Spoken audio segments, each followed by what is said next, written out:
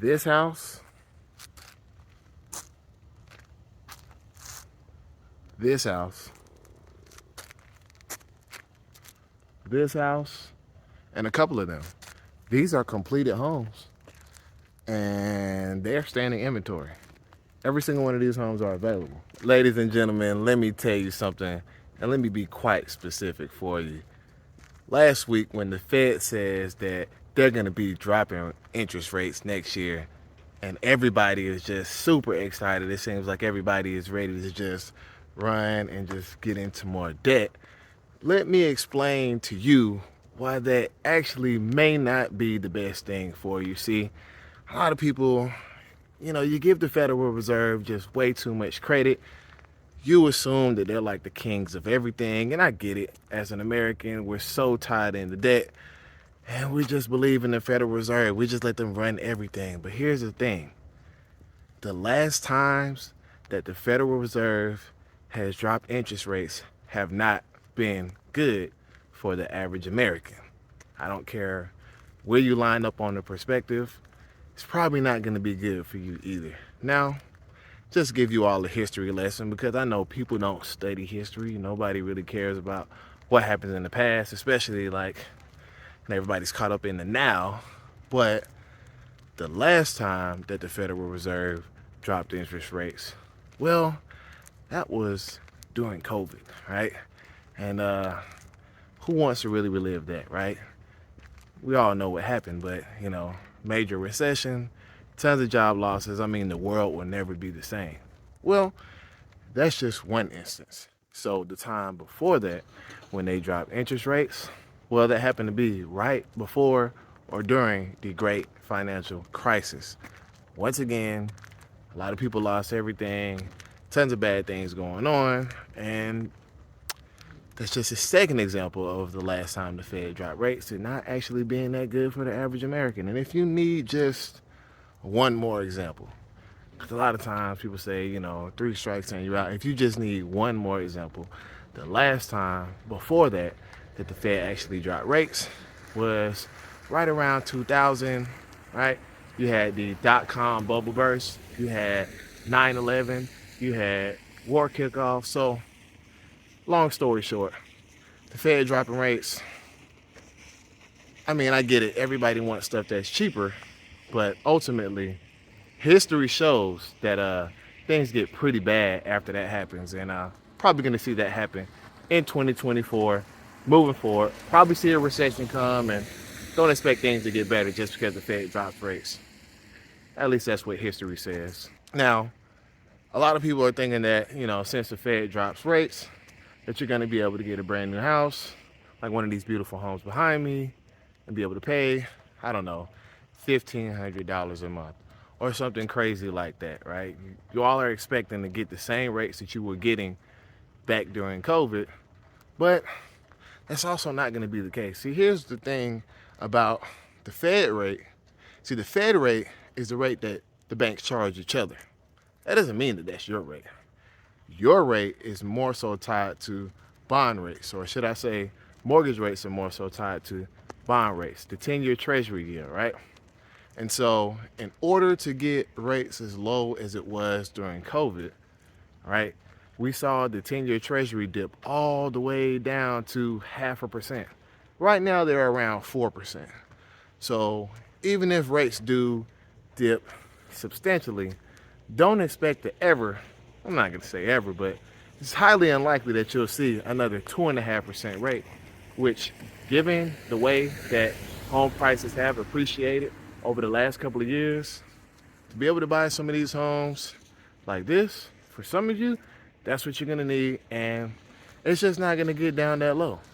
And on top of that, right, experts are predicting, right, the experts, they are predicting that if mortgage rates do fall, we're going to see an explosion in home prices, right?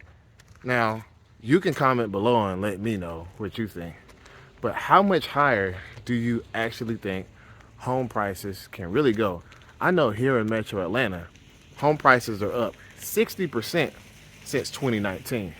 So are you of the people, or are you of the congregation that feels like, hey, if mortgage rates drop to 5%, do you think that people are really going to have enough money left over after everything that we've been through over the last couple of years to be able to explode these home prices?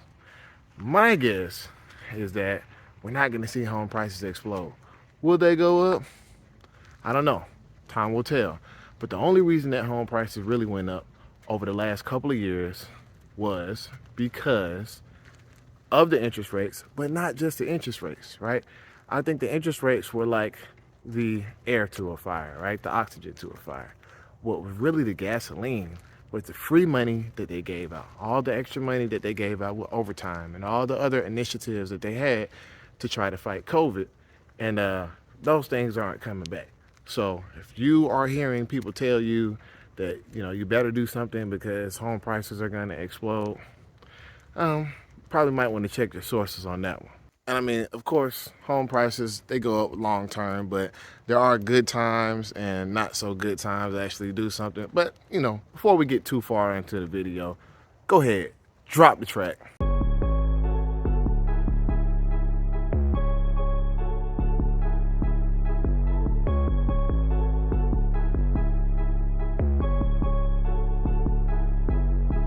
Welcome back. It's Market Genius, or should I say the Market Genius. Shout out to the Genius crew. Thank you for returning. Welcome all the new people. This is a video, or should I say a channel, to where we talk about all of the data-backed facts when it comes to real estate. So make sure that you subscribe to this channel. If you want to know more about real estate, all the tools and tips that you need to learn, go ahead, hit the subscribe button, and let's keep going. So Barbara Corcoran, right? The Shark Tank lady, right? The older lady from Shark Tank with the blonde hair, I think her hair is blonde. She says that you're dead wrong if you're trying to wait out to find the bottom in the real estate market. Now, mind you, this is the same person who just a couple of weeks ago was saying that right now was the perfect time to buy. It's only like 10 weeks or so since I've made that video, and you're already seeing huge drops in prices, especially on the resale market. But here she is again, letting you know that you're dead wrong if you decide to try to wait at the bottom. Listen, as a realtor, I don't really care what you do. Honestly, I'm here to educate you and give you the data. I'm not going to tell you when the right or wrong time to do something is. I have my own tools that I use.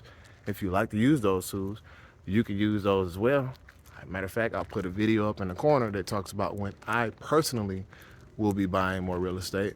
But what do you think? Do you think that it's a bad idea to try to wait out the bottom of the real estate market, especially if you actually remember what happened last time? And everybody's going to say, well, last time was different. There were so many other factors that went into it. Well, it's your money.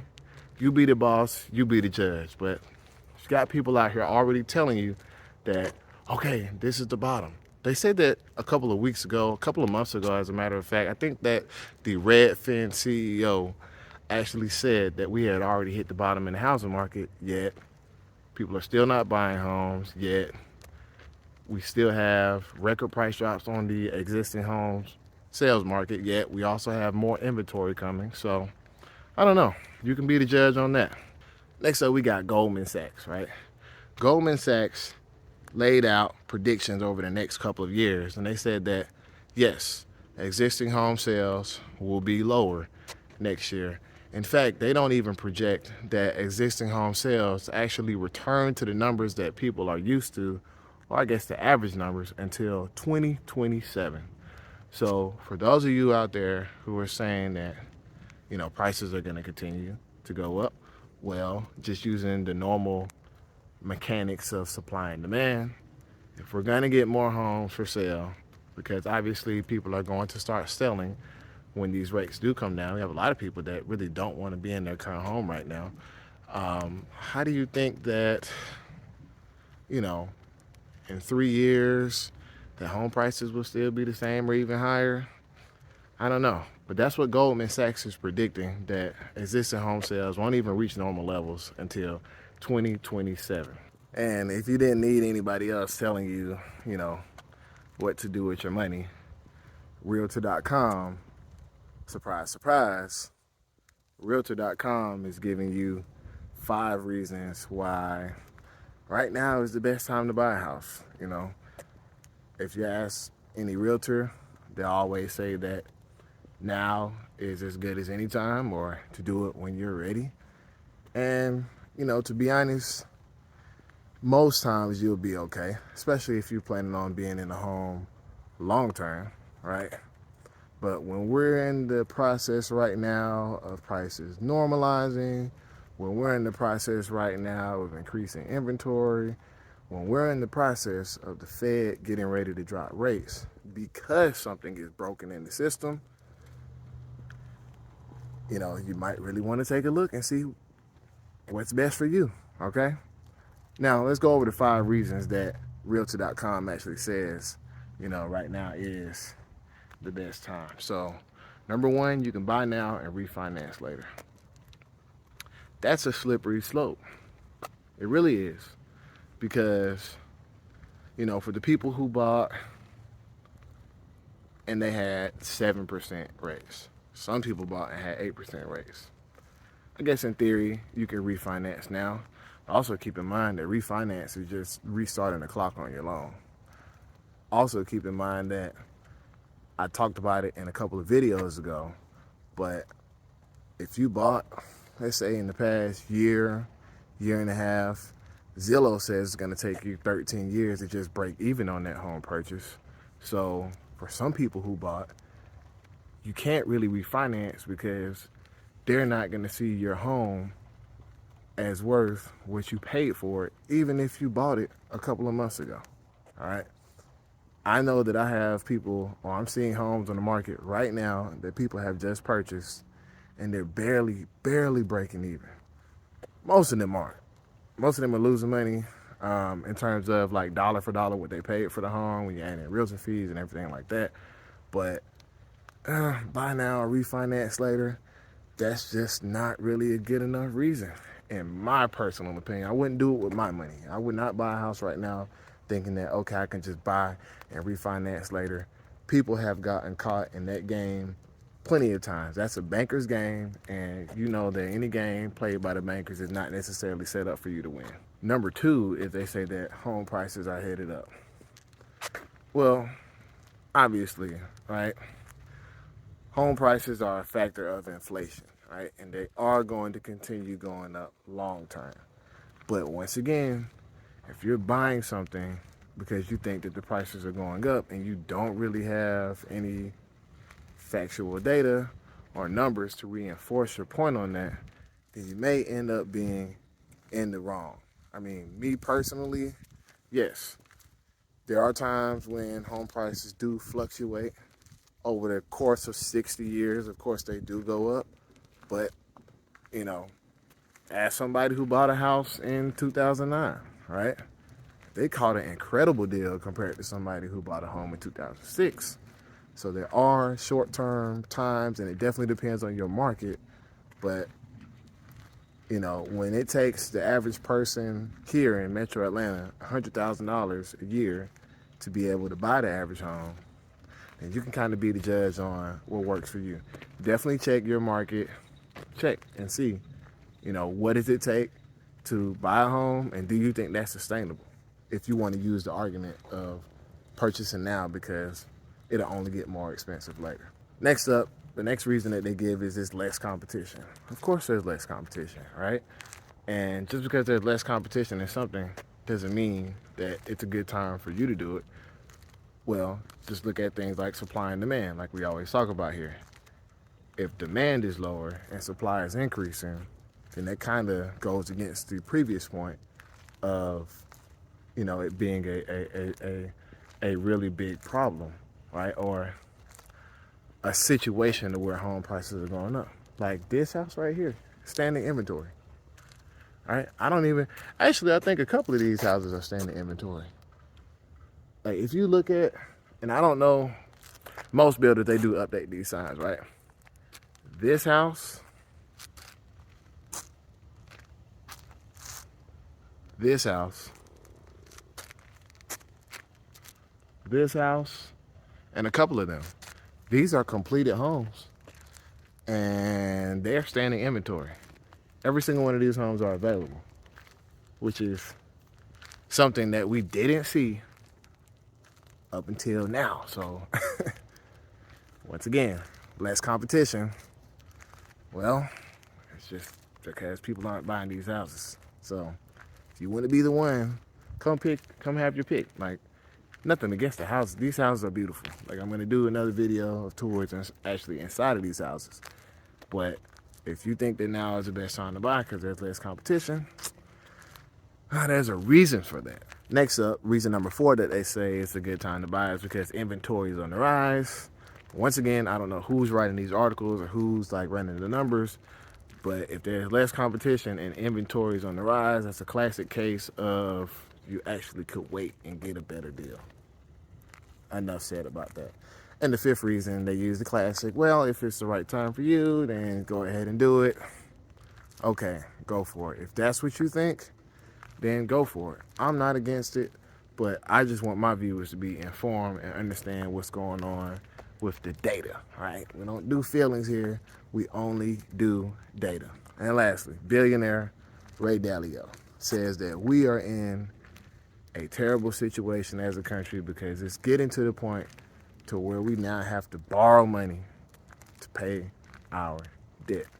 Just imagine a family member coming to you and they're asking you, hey, can I borrow a couple of $1,000s? Yeah, man, what do you need the money for, man? Is everything okay with the kids? Oh, everything's fine.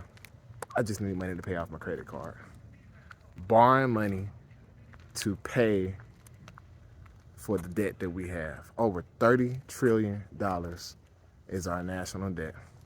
And everybody's excited about the rates being cut. So we can just borrow more money. Go figure. But that's the country that we're living in, and that's exactly what's going on here in the United States. So when are mortgage rates going to drop? You're seeing them drop right now.